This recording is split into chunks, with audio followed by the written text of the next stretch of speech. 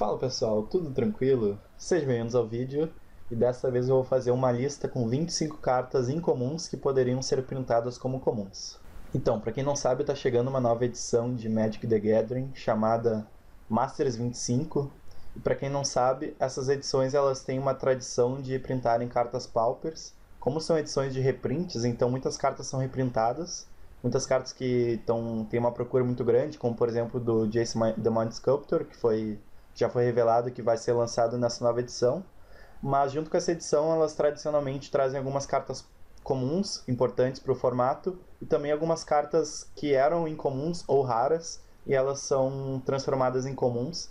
Então é uma coisa que todo mundo que joga Pauper ele fica bastante ansioso por essas novas edições porque elas podem mudar bastante o formato, como foi o caso do Eternal Masters e de Modern Masters também, que trouxeram algumas cartas importantes para o formato. Essa edição, inclusive, ela está comemorando os 25 anos de Magic the Gathering, então nada mais justo do que fazer 25 cartas, então top 25 de cartas que poderiam ser lançadas como Pauper. Agora eu vou falar sobre alguns critérios que eu levei em consideração para fazer essa lista. O primeiro critério que eu estipulei para fazer essa lista é que todas as cartas sejam incomuns. E o motivo disso é que é um pouco mais difícil de prever algumas cartas raras que vão ser transformadas em comum. É claro que existem algumas cartas que aconteceu isso, né, que eram raras e viraram comuns, como é o caso do Elvish Vanguard e do Mortician Beetle, mas é um pouco mais difícil de prever, então eu estou usando apenas cartas incomuns para ter uma chance maior delas virarem realidade. O segundo critério é que as cartas tenham um power level apropriado para o formato. Bom, é claro que isso é um pouco difícil de prever, já que as cartas não jogam o formato, então vão ter algumas cartas que elas vão exceder um pouco do power level, elas vão ficar um pouco acima do power level do formato, e vão ter algumas cartas que vão ficar abaixo do power level do formato. Mas a minha ideia é trazer algumas cartas que possam jogar em decks Tier 2 e Tier 3 de uma forma tranquila, e que possam inclusive criarem novos decks. Então já pegando um gancho aqui para o próximo critério, é que sejam algumas das principais características que eu quero para essas cartas. A primeira delas é que ela possa ser um suporte para algum deck rogue, então para mim isso é uma característica bem importante de uma carta que pode ser printada como comum, ou então uma carta que possa possibilitar a criação de um deck novo no Pauper, ou então alguma carta que combata alguma característica marcante do formato, como por exemplo tem uma dominância muito forte de fogs no formato, então alguma carta que possa fazer com que o dano não possa ser prevenido. E o último deles é que as cartas não sejam do T2, né? Não sejam standard, porque para ter uma chance maior delas serem printadas como comuns em uma dessas edições de reprints. Então esses são os critérios, vamos para a lista, vamos para o 25º colocado. Começando a nossa lista, em 25º lugar, nós temos Wild Slash. Wild Slash é uma mágica instantânea por uma mana vermelha, que ela causa 2 pontos de dano na criatura ou jogador-alvo. E caso tu tenha uma criatura com poder maior ou igual a 4, o dano não pode ser prevenido nesse turno.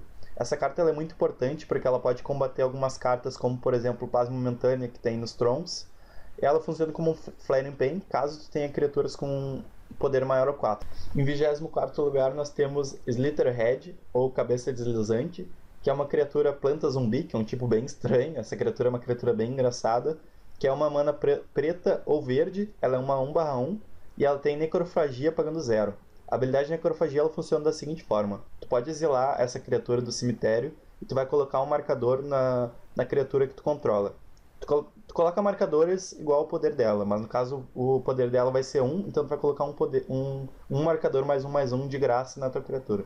Então essa é uma habilidade que não afeta muito o campo, mas ao mesmo tempo uma habilidade bem legal. Principalmente se considerar algumas cartas como Comungar com os Deuses, que tu pode colocar 5 cartas do topo do teu deck no cemitério, então tu pode colocar várias cabeças deslizantes no cemitério, tu pode aumentar muito uma criatura tua. Em 23º lugar nós temos o Cartel Aristocrat, ou Aristocrata do Cartel. É uma criatura por uma mana preta e uma mana branca, uma 2/2, um humano conselheiro, e tu pode sacrificar uma outra criatura e o Aristocrata do Cartel ganha proteção contra a cor de sua escolha até o final do turno. Essa é uma carta que ela não existe um deck atualmente no formato que essa carta entre, então é uma carta mais para possibilitar algum novo deck. Essa carta equipada com Bone Splitter ela pode ser muito interessante, e principalmente considerando que tem cartas tanto no branco como no preto muito boas de sacrificar. Em 22º lugar está o Withered Wretched, ou Miserável Murcho em português. que é uma criatura preta de 2 manas pretas, uma 2/2, um zumbi clérigo, que tu pode pagar uma mana de qualquer cor, uma mana genérica na verdade, e tu pode remover uma carta de um cemitério de jogo. Em 21º lugar nós temos o Thunder Trash Elder, ou Ancião Surrador do Trovão em português, que é uma criatura por uma mana vermelha e 2 genéricas, uma 1/1 com Devorar 3. Devorar 3, para quem não conhece, é uma habilidade que conforme ela entra no jogo, tu pode sacrificar qualquer número de criaturas. E no caso, Devorar 3 significa que ela vai colocar 3 marcadores +1/+1 para cada criatura que tu sacrificar. É uma criatura que eu tenho alguns receios enquanto ao power level dela. Eu acho que ela tem um power level muito alto pro Pauper, porque, por exemplo, se tiver 3 criaturas, por exemplo, tu faz uma criatura 1/1 no primeiro turno, no segundo turno tu faz uma forragem de dragão, no terceiro turno tu pode sacrificar as 3 e fazer uma 10/10 por 3 manas. Então por isso eu tenho um pouco de receio quanto ao power level dessa carta. Na 20ª colocação nós temos o Arcbound Sleeth, ou Sleeth Arconex em português, que é por 2 manas genéricas. É uma criatura com modular 1. Modular 1 é uma habilidade que eu gosto muito. Eu queria fazer um deck com modular no Pauper, mas ela tem pouco suporte para isso, então eu resolvi colocar mais uma criatura que tem essa habilidade. E ela também tem uma outra habilidade bem interessante, que toda vez que ela causa dano de combate num jogador, tu coloca um marcador +1/+1. Então é uma carta que pode fazer um snowball no jogo, ela pode causar um efeito bola de neve no jogo, e ela pode possibilitar também esse arquétipo que é de modular, que não existe, é bem fraco no Pauper, acho que tier 5, sei lá, alguma coisa bem baixa. Em 19º está o Blood Cultist, ou Cultor de Sangue, que é uma criatura por uma mana vermelha, uma mana preta e uma mana genérica, uma 1/1, um humano mago, que tem uma habilidade de tu virar ele para causar 1 de dano na criatura alvo, e toda vez que uma criatura que sofreu dano causado pelo Cultor de Sangue nesse turno for colocada no cemitério, tu coloca um marcador +1/+1 nele. Então essa é uma habilidade bem interessante, principalmente para aqueles rápidos cheios de remoções, é bem a minha ideia para essa carta. Então eu estou colocando essa carta como se fosse um finisher, que também funciona como uma remoção. Então eu não sei talvez ela tenha um power level até baixo pro formato, porque 3 manas por uma 1/1 é um pouco vulnerável. Então eu estou colocando no 19º lugar o Cultor de Sangue. No número 18 nós temos o Sprouting Trinax, ou Trinax Germinante. É uma criatura com custo bem restritivo de uma mana preta, uma vermelha e uma verde, ou seja, as cores Jand, por uma 3/3, que quando ela morre tu cria 3 fichas 1/1 de Saprófita. Então essa é uma criatura que pode funcionar em alguns aristocratas, alguns BGs, adicionando uma mana vermelha a mais. No número 17 nós temos o Blister Coil Weird, que é o bizarro da Helicosfera, que é um nome bem bizarro por sinal, que é uma mana vermelha ou uma mana azul, uma 1/1, que toda vez que tu conjurar uma mágica instantânea ou um feitiço, ele vai receber +1/+1 até o final do turno e tu vai desvirar ele. Então essa criatura, acho que a coisa que mais me chamou a atenção nela é esse efeito de desvirar, porque tu pode usar alguns efeitos de cantrip no teu turno, como por exemplo Ponder e Preordain, e atacar com ela como uma 3/3, por exemplo. E no turno do oponente, caso ele te ataque, tu pode usar uma Mutagenic Growth, sem ter nenhuma mana disponível, e tu vai fazer ela virar uma 4/4 que vai bloquear. Então essa é uma criatura que pode ser bem forte. No número 16 nós temos Goblin Burrows, que não sei exatamente como se pronuncia. Na verdade, várias cartas dessa lista eu não sei exatamente como se pronuncia, que também tem a tradução de Escavações Goblins, que é um terreno, um dos poucos terrenos dessa lista, que pode adicionar uma mana incolor. Então ela é bem restritiva nesse sentido, porque adicionar uma mana incolor é uma coisa bem ruim pro formato, já que o formato ele é bem agressivo, e principalmente um deck Goblin. E ela tem uma habilidade bem interessante, na minha opinião, que funciona como um Bone Splitter de Goblin. Tu paga uma mana vermelha, uma mana incolor, e tu vira ele, e a criatura Goblin alvo recebe +2/+0 até o final do turno. Então eu estou colocando esse land na minha lista. Tem alguns outros lands que foram lançados na edição de Investido também, como incomuns, que também são interessantes. Mas de todos os lands lançados em Investida, esse pra mim é o mais legal de todos, até porque eu gosto bastante de Goblins. Tem outro Goblin nessa lista mais adiante, que vocês vão ver também. Então, em 16º lugar, nós temos o Goblin Burrows. Em 15º lugar está Golgari Germination, ou Germinação Golgari, que é um encantamento por uma mana genérica, uma preta e uma verde, que toda vez que uma criatura que não seja a ficha que tu controla morrer, tu cria uma ficha de criatura Saprofita Verde 1/1. Então essa é uma carta que jogaria principalmente nos decks BG Aristocratas, que é um deck que está embaixo no Pauper. Então essa é uma carta que possibilitaria uma forma do deck voltar a sobreviver, sabe? Do deck voltar a jogar de novo, porque é um deck bem legal na minha opinião, BG Aristocrats, inclusive é um dos meus decks favoritos do formato. Então essa carta poderia tentar dar uma sobrevida pro deck. Não sei se seria o suficiente, provavelmente não, mas é um efeito bem legal que pode ser bastante explorado no Pauper, caso essa carta seja comum, né? Que não é o caso no momento. Em 14º lugar está o Loxodon Warhammer, ou Martelo de Batalha dos Loxodonts, que é um equipamento por 3 manas, é um artefato equipamento, né? A criatura equipada recebe mais 3/0, tem Atropelar e Lifelink, e o custo de equipar é 3. Essa é uma carta bem polêmica, na minha opinião, porque eu não sei exatamente se ela é uma carta muito forte para o formato, ou talvez muito fraca para o formato, porque apesar dela ter um efeito muito forte, que é a criatura vai ter mais 3/0, atropelar e vínculo com a vida, que é um efeito bem forte, ela tem um custo para baixar e um custo para equipar bem altos, então eu não sei se ela encaixaria muito bem no metagame do Pauper, mas com certeza seria uma adição bem interessante assim, para o formato. Então nós temos o Loxodon Warhammer na 14ª colocação, que inclusive ele já foi printado, ele foi inicialmente printado como incomum em Mirrodin, mas ele foi printado várias vezes como rara em outras edições, então para ter um pouco do power level dessa carta, que ela fica entre rara e incomum, mas que talvez no Pauper não jogue tão bem, então é uma carta bem difícil de avaliar. Em 13º, Curse Catcher, ou Caça-Maldição em português, que é um tritão mago por uma mana azul, uma 1/1, que tu pode sacrificar ele para anular uma mágica instantânea ou de feitiço, a menos que o controlador pague 1. E ela tem um efeito bem interessante para o Pauper, um efeito bem incomum no Pauper, não tem muitas cartas com efeito parecido com essa, mas ao mesmo tempo que ela tem um efeito bem legal, ela tem um corpo bem irrelevante assim pro formato, então eu pensei muito mais nos decks UG Merfolk, que eu estava inclusive criando um deck UG Merfolk, que é bem fraco, na verdade, o deck UG Merfolk. Então essa carta poderia dar uma gracinha a mais pro deck. Em 12º lugar, mais uma carta polêmica, Foil, ou Frustrar em português. É uma mágica instantânea de 4 manas, sendo 2 dessas manas azuis, que tu anula a mágica alvo, que é um efeito que é um custo bem alto para uma anulação de mágica, mas ela tem um custo alternativo. O custo alternativo é que tu tem que descartar uma ilha e uma outra carta ao invés de pagar o custo de mana dela. Ou seja, tu está gastando 3 cartas para anular uma carta do oponente. Então isso é um efeito que vai te dar um card disadvantage enorme no jogo, a menos que tu tenha, sei lá, vários gushes no teu deck. Então essa é uma carta que eu não sei se jogaria não. Eu acho que tem o problema do card disadvantage dela é bem grande, então eu acho que ela não jogaria tanto assim. Então seria interessante ter ela no formato, assim, só para ver como é que seria. E a carta de número 11 na minha lista é o Banisher Priest, que agora eu não sei o nome em português, vou ficar devendo essa para vocês, depois vocês podem procurar se vocês quiserem.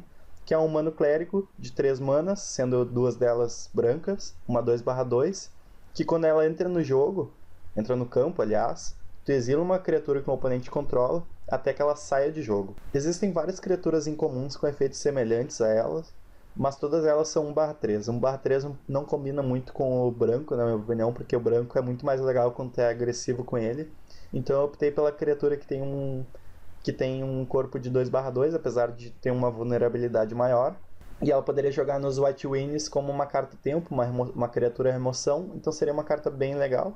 Na 10ª colocação, Bred for the Hunt, ou Criado para a Caça. É um encantamento que custa uma mana verde, uma azul e uma genérica. Toda vez que uma criatura que você controla com marcador +1/+1 causa dano de combate a um jogador, tu pode comprar uma carta. Então esse é um efeito que não tem muito no Pauper, na verdade não tem nenhum efeito no Pauper. O que vem na minha mente com essa carta são decks de Evolve, o que seria bem legal pro metagame caso decks de Evolve fossem alguma coisa relevante pro metagame. Em 9º lugar, Goblin Ring Leader, que é um Goblin por 4 manas, sendo uma mana vermelha.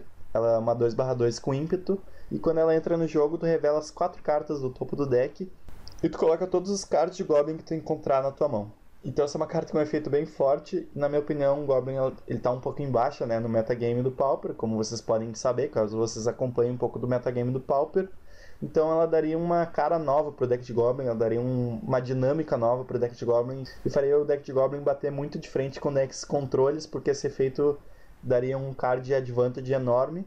Em oitavo, Experiment 1, ou Experimento 1 em português, é uma mana verde, uma 1/1, um humano use, com Evolve. Evolve que toda vez que uma criatura com poder ou resistência maior que o Experimento 1 entrar no campo, tu vai colocar um marcador +1/+1 no Experimento 1.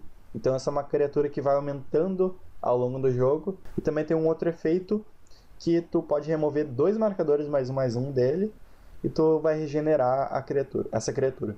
Então é um efeito que pode também ser útil no jogo, dependendo se tu tiver que dar um jump block, alguma coisa assim, ou se proteger de raio, né? É melhor tu perder 2 marcadores do que a criatura morrer. E falando sobre a utilização dela no formato, eu acho que tem bastante a ver com aquela carta que ficou em 10º lugar, a Bred for the Hunt.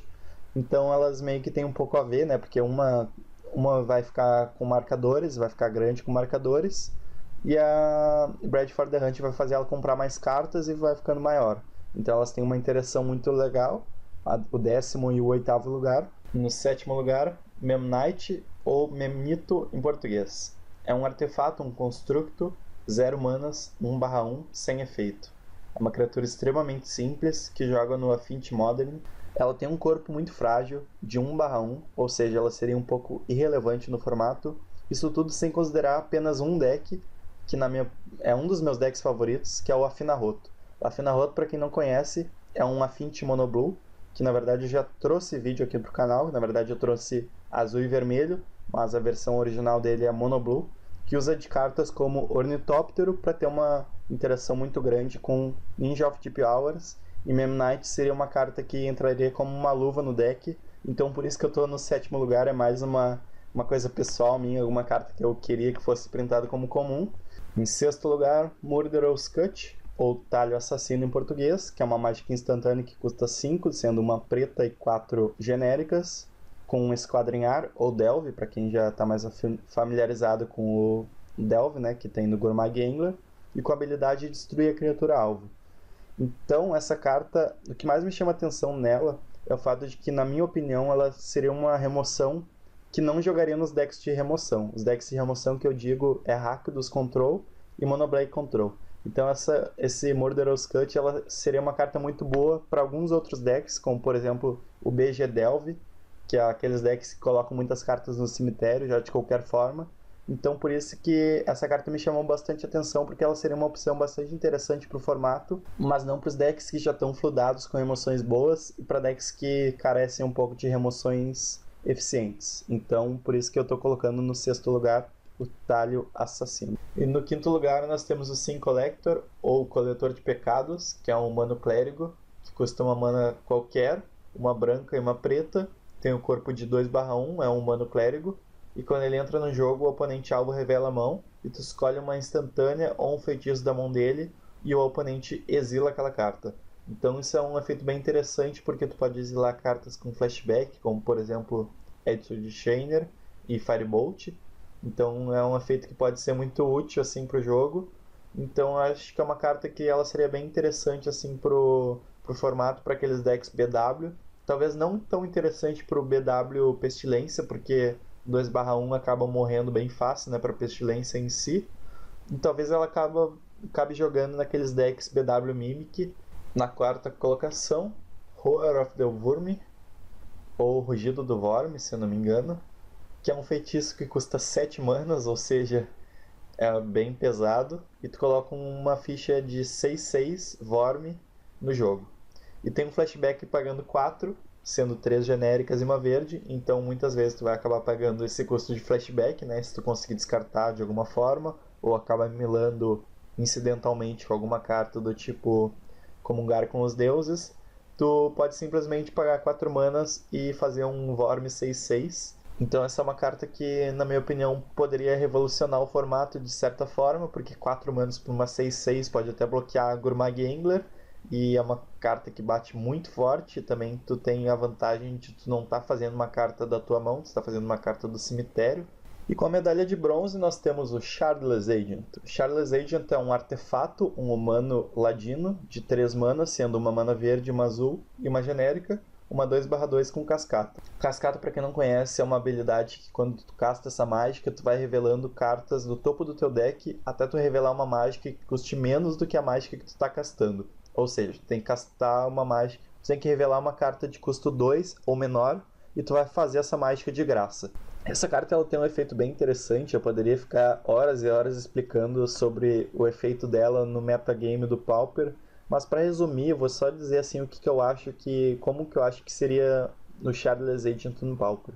Então, eu acho que ele não seria tão forte assim, pelo motivo de que ele tem a cor azul. Só que a cor azul também tem muitas anulações, e anulações, para quem não sabe, tem uma interação muito ruim, na verdade péssima, com a habilidade de cascata. Porque a habilidade de cascata, caso tu revele uma anulação, tu vai perder a tua anulação. Então é uma coisa bem ruim. Tu acaba fazendo uma mágica de 3, custo de mana 3, uma 2/2 que não vai ter efeito nenhum. Então por isso que tu vai ter que jogar com cartas que não sejam, apesar delas serem azuis, apesar do Shardless Agent ser uma carta azul, tu não vai poder usar anulações, então isso acaba fazendo com que a carta seja muito mais interessante, porque é uma carta azul que te incentiva a não usar anulações, e por isso que seria uma carta muito legal no Pauper, então por isso que a medalha de bronze é Shardless Agent. E com a medalha de prata nós temos Oust. Oust é um feitiço que se chama Ejetário em português, e ele custa uma mana branca, e tu coloca a criatura alvo no topo do Grimório, na verdade não é o topo do Grimório, porque é a segunda a partir do topo, e o controlador da criatura vai ganhar 3 de vida. Então essa é uma carta bem versátil que tu pode usar tanto nas tuas criaturas para reutilizar algum efeito, como nas criaturas do oponente, como por exemplo alguma criatura muito rápida, como por exemplo algum Goblin, aqueles uma mana 2/2, ou talvez quem sabe um Gurmag Angler também, que atrasaria bastante a vida do oponente. Então essa é uma carta bastante interessante porque ela pode ser usada o efeito de diferentes formas. Então essa carta poderia ser muito legal para o formato Pauper pela versatilidade que ela proporciona para os decks. Então no segundo lugar, com a medalha de prata, Oust. E no primeiro lugar, como a carta mais legal para o formato Pauper, nós temos as Tri-Lands. As Tri-Lands basicamente são terrenos que entram virados, todos eles entram virados, e eles podem adicionar 3 cores de mana. 5 deles foram lançados em Fragmentos de Alara, são as cores aliadas, se não me engano, e os outros 5 foram lançados em Khans de Tarkir, que são as outras 5 cores, as 5 cores inimigas de 3 cores. Então acho que caiu de maduro já para o formato Pauper de ter terrenos melhores, ter uma base de mana um pouquinho melhor. Então por isso que no primeiro lugar estão as importantíssimas Tri-Lands. Então é isso, curtam o vídeo caso vocês tenham gostado. Comentem alguma carta que vocês acham que poderia ser comum também, alguma carta que vocês gostariam que fosse comum. E se inscrevam no canal caso vocês não sejam inscritos. E no mais eu vou ficando por aí. Espero que vocês tenham gostado, apesar de alguma coisa que pode ter dado errado no meio do caminho. E até mais. Falou!